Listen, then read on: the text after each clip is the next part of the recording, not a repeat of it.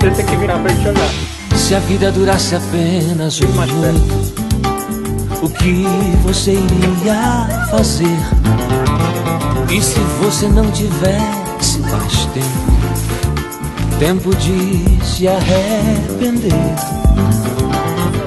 Se Deus mandasse te chamar agora, para suas contas acertar, o que você iria dizer?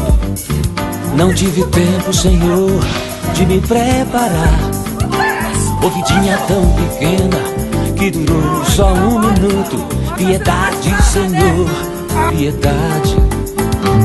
Senhor, me dá só mais um minuto, para que eu possa a minha vida refazer, fazer aquilo que eu nunca fiz na vida. Eu não fiz. Amar um pouco mais, viver um pouco melhor. Senhor, só mais um minuto. Ainda bem que a vida não dura só um minuto. Eu canto pra você ouvir.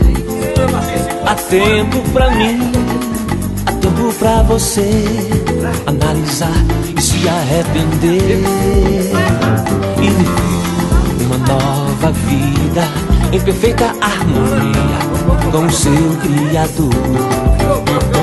Mas mesmo se humilhou e a sua glória deixou pra vir morar aqui.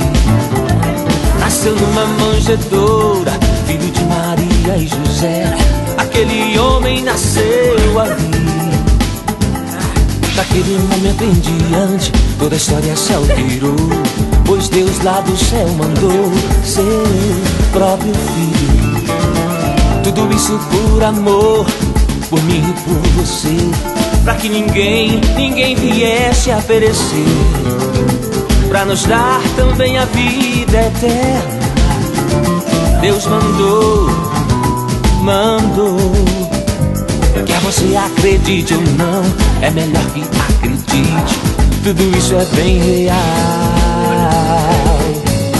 Quem foi que te fez tão bonito assim? Quem foi que te fez tão perfeito assim? Quem foi? Diz pra mim, quem foi? Esse Deus que estou cantando, nos meus versos vou falando, pra você conhecer. Faça como um dia eu fiz, que Deus me aceitou, me deu razão pra vida, abriu meus olhos pra que eu pudesse ver. E eu vi amor que eu nunca vi milagre acontecer, vi minha vida transformar, vi a paz que o mundo não tem, vi a paz que o mundo não dá. Eu vi. Se a vida durasse apenas um minuto,